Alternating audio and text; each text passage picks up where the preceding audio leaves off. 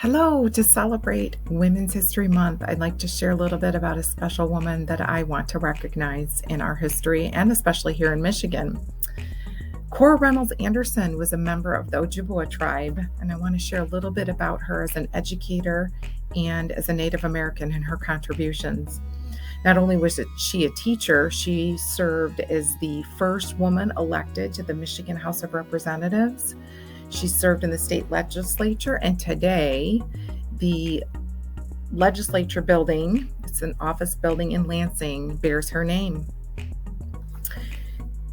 In recognizing her contributions, in 2001, the Michigan Women's Hall of Fame wrote, "At a time when minorities, including Native Americans, were subjected to considerable economic and social discrimination, Anderson's determination to attend college, return the benefits of her education to her community was notable. Her role as an educator, legislator, and public health reform leader aided the Native American community as well as the whole of society." She died in 1950 and her burial is unknown, but many people remember her through that special recognition with the House Legislative Office building being named after her. She's especially interesting to me because she started out as a teacher and then taught in so many other ways beyond the classroom. So here's recognizing Cora Reynolds Anderson. Hi everyone, I am Mrs. Martin, and I just wanted to talk about a woman in history that I find super inspiring, and she's actually someone that a lot of people know, but she is Princess Diana, and I just love her story. But what I really like is that she tried to touch people's hearts, and she did things with a lot of compassion. She did things to help those in need.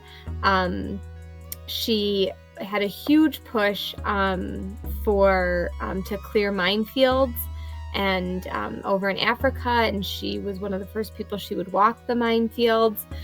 So she did a lot of things that people didn't expect of her, but that really changed the way the world viewed people. And one of my favorite quotes of hers is, let me find it here, "Carry out an act of kindness with no expectation of reward, safe in the knowledge that one day someone might do the same for you." So I just think that that's just a really awesome quote to remember. It's something that I try to do, try to be kind to people without expecting anything back in return, because there will be a day that we will all need someone to be kind to us, and we won't have anything to give back to them in return. So that is the person that I wanted to highlight. Hello, my name is Miss Kramer, and the woman that I'd like to feature for Women's History Month is Amelia Earhart. She, at the age of 24, went on to break the woman's altitude record in flight. So she was one of the first female aviators out there. And in 1932, she became the first woman to fly solo across the Atlantic, and over the next 5 years continued to break speed and flying records. So I think that she is definitely an important person in history that we should never forget. Thank you. Hi, it's Mr. Willoughby. The person I'd like to share for Women's History Month to help you get to know a little bit better is Charlotte Bronte. Charlotte grew up in the early 1800s, and she grew up in an orphanage. She lost family members, and she dealt with all kinds of hardships. But nonetheless, she worked very hard. She became a teacher herself, and she's just an exceptional novelist and writer. One of Charlotte's most famous books is called Jane Eyre, and in this book it's almost an exaggerated to some extent autobiography of Charlotte's experiences. So if you get an opportunity, I suggest you read one of her works.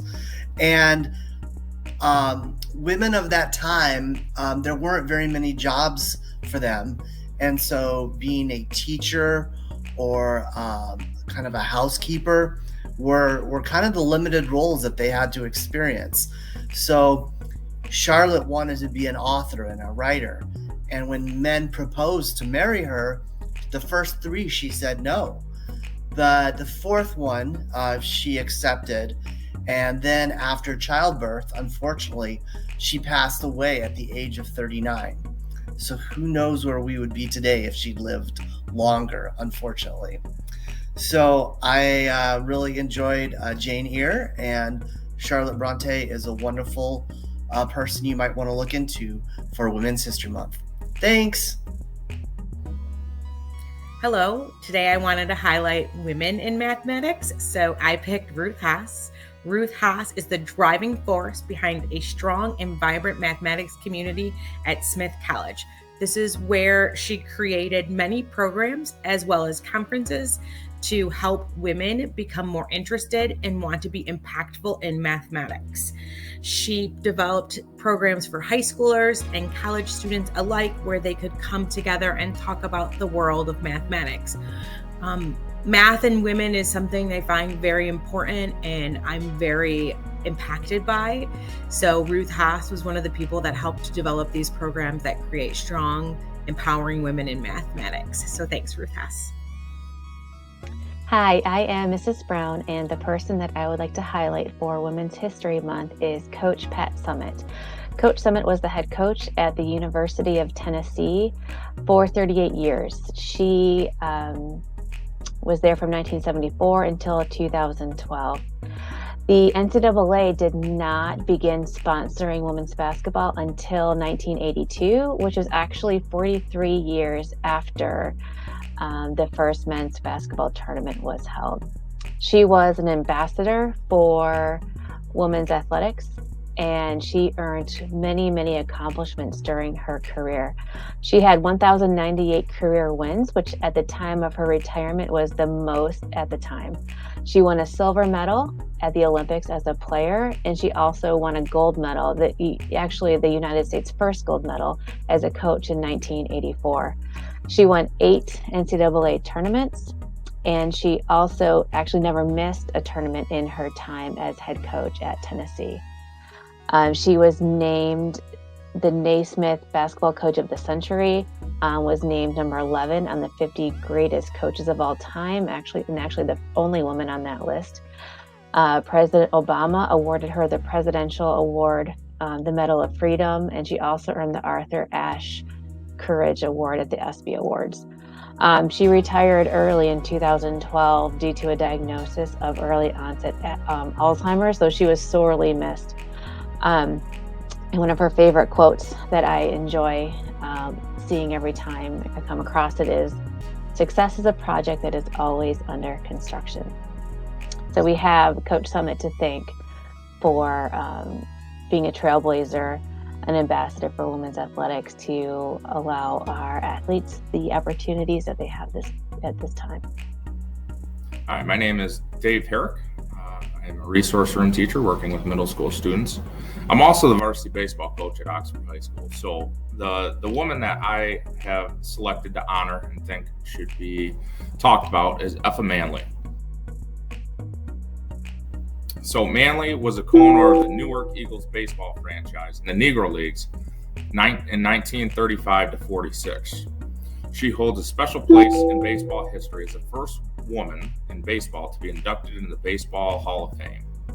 Born March 27, 1897, Manley grew up in Philadelphia, but her commitment to the game and civil rights began when she moved to New York following high school. Manley's dedicated her time to local social organizations and causes. For example, in 1935, she walked the picket line in a successful campaign to get local businesses to hire African American employees. A "Don't Buy Where You Can't Work" campaign. While she was owner, the Eagles boasted a number of excellent players during Manley's tenure as the owner, and their success culminated with the 1946 Negro League World Series triumph. The Great Eagle rosters included future Hall of Famers Ray Dandridge, Leon Day, Larry Doby, Monte Irvin, Biz Mackey, Mull Suttles, and Willie Wells. Following her ownership tenure, Manley co-authored a book on black baseball with Leon Hardwick, and she donated her scrapbook chronicling her time as owner to the National Baseball Hall of Fame. She also wrote letters lobbying for Negro Leaguers to be admitted into Cooperstown. Manley passed away on April 16, 1981, and she became the first woman elected to the National Baseball Hall of Fame in 2006. Happy Women's History Month. Today I am going to talk about Rosa Parks. Rosa Parks was born on February 4th, 1913, on December 1, 1955. She boarded a city bus in Montgomery, Alabama, and sat in the middle where the black passengers in the city were allowed to sit unless a white person wanted the seat. As the bus filled with new riders, the driver told Rosa Parks to give up her seat. She refused. The driver called the police, and Rosa Parks was arrested. Her arrest sparked a major protest more than a year. Most black people in Montgomery stood together and refused to take city. One of the leaders of the boycott was named Martin Luther King Jr. The public vehicles stood idle, and the city lost money. Still, the Montgomery bus boycott didn't end until 1956. Supreme Court decision ended racial segregation on public transport throughout the United States. Parks died on October 24, 2005. But throughout her life, her refusal to give up her seat inspired many other people to fight for African American rights and helped advance the civil rights movement of 1950s and the 1960s. I hope you had fun learning about Rosa Parks. Happy Women's History Month. Hey everyone, Gage Coe here, Oxford OVA 8th grader, and today for Women's History Month I would like to honor Julia Caroline Child, born August 15th, 1912. She was an American cooking teacher, author, and television personality. She was recognized for bringing French cuisine to the American public with her debut cookbook, Mastering the Art of French Cooking, and her subsequent television programs, the most notable of which was The French Cook, which premiered in 1963. Julia Child grew up in a family with one cook, her mother, but she did not observe or learn how to cook from this person, and never learned until she met her husband-to-be, Paul, who grew up in a family very interested in food. Following her graduation from college, Child moved to New York City, where she worked as a copywriter for the advertising department of W&J Sloan. Quitting her previous job at W&J Sloan, Child joined the Office of Strategic Services in 1942. She began her OSS career as a typist at its headquarters in Washington, and as a research assistant in the Secret Intelligence Division. She typed 10,000 names on white note cards to keep track of officers. Later, on a 1962 appearance on a book review show on what was then the National Educational Television Station of Boston, led to the first television cooking show after viewers enjoyed the demonstration of how to cook an omelet. The French Chef had its debut on February 11, 1963, and was immediately successful. The show ran nationally for 10 years and won a Peabody Award and many Emmy Awards, including the first Emmy Award for the educational program. Thank you so much. Hello guys, I'm here to talk about Susan B. Anthony. What did Susan B. Anthony do? This may seem hard to believe in today's American, but women have not always had equal rights before the law as men. In particular, they aren't allowed to even vote.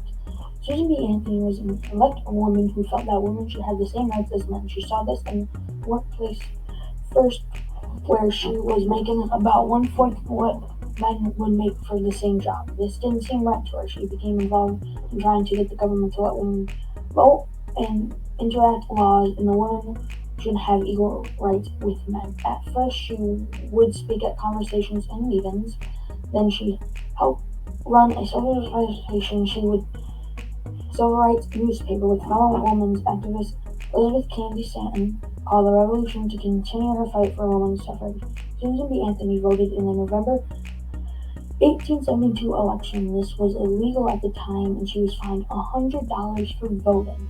She refused to pay the fine. Her act of voting turned into be a great way to spread the word that women should fight for the right to vote. Together with Elizabeth Cady Stanton, Susan found out the National Women's Suffrage Association in 1869. It was through this organization that Anthony would work to get women the right to vote. She devoted the next 37 years to her life to this effort. During this time, Susan made hundreds of progress, but it would take another 14 years after she died for women to considerable progress. But it would take another 14 years after she died for women to get the right to vote. On August 18, 1920, the 19th Amendment was ratified to nothing and said everyone that had the right to vote regardless of the gender. Soon had first introduced the amendment in 1878.